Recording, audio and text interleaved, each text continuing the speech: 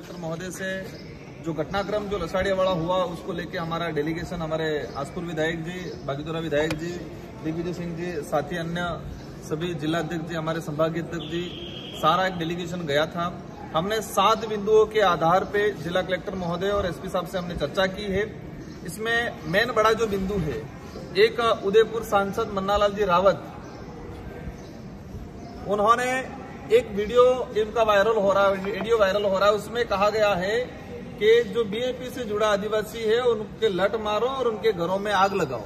1 महीने पहले का ये वीडियो वायरल हुआ है और इसी का परिणाम लसाड़िया में, क्योंकि बीजेपी के कार्यकर्ताओं को लगा कि हमारा सांसद कह रहा है कि घरों में आग लगाओ, लट मारो, उनको पत्थर मारो, इस तरह से एक सांसद उकसा रहा है बीजेपी के कार्यकर्ताओं से।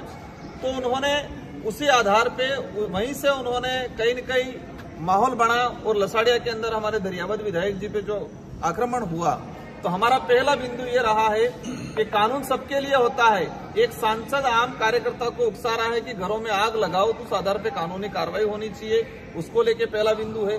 सेकंड चीज, वहां पर लसाड़िया के अंदर कुछ कर्मचारी नेता बन के काम कर रहे हैं, भाजपा के कार्यकर्ता बन के, चमचे बन के काम कर रहे हैं। एक दिनेश मीणा करके कर्मचारी है, उस कर्मचारी को निलंबन करने की बात हुई है, लेकिन प्रशासन वर्तमान में लाचार बना हुआ है। प्रशासन लाचार बना हुआ है, उनको पता है कि हम ये कार्रवाई करेंगे तो हमारी कुर्सी चली जाएगी। हमने सारी एविडेंस दे दी है, आज चर्चा की है। कलेक्टर साहब ने हालांकि आश्वस्त जरूर किया हमको जाते जाते कि मैं इस पे कार्रवाई कर लूंगा। अगर कार्रवाई करते हैं तो ठीक है, कार्रवाई नहीं करते हैं तो हमारा डेलीगेशन अभी तय करेगा कि यह आंदोलन आगे बढ़ना, धरना स्थल आगे बढ़ेगा कि इसका नया रूप लेगा, वो हम आगे भी हम बैठ के डिसाइड करेंगे। लेकिन यहाँ पर जो स्थिति बनी हुई है, भाजपा ने अधिकारी कर्मचारियों को इतना डरा रखा है, धमका रखा है, और कुछ बात अलग है, कुछ चापलूसी कर रहे हैं वो अलग है, लेकिन लसाड़िया घटनाक्रम में जो कर्मचारी दोषी है उस पर किसी प्रकार का कानूनी कार्रवाई शिक्षा विभाग की तरफ से, कलेक्टर साहब की तरफ से अभी तक नहीं हुई है। 5 दिन होने आ गए हैं। हमारा फाइनल डिसीजन यही रहेगा कि उन कर्मचारियों पे कार्रवाई करे, और एक सांसद जिस तरह से आदिवासी समाज का सर्टिफिकेट लगा के गया और समाज के लोगों को ही आग से मारने की धमकी दे रहा है, तो ऐसे सांसद के खिलाफ भी कानूनी कार्रवाई करे, ये हमारी मांग रही थी।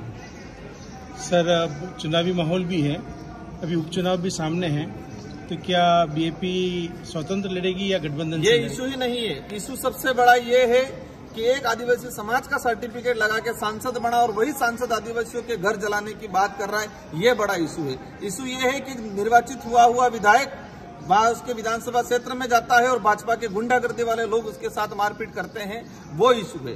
तो हमारा आज जो बड़ा इशू है, चुनाव का इशू ही नहीं है। भाजपा जिस तरह से देश में पूरे राज्य में माहौल बना के रखा है, वो इस इलाके में भी चलाना चाह रहे हैं। हम कतई चलने नहीं देंगे। हम चाहेंगे संवैधानिक दृष्टि से शांतिपूर्वक तरीके से मामला निपट जाए, बाकी हमको जेल जाना पड़े उसके लिए भी तैयार है। ठीक सर, थैंक यू।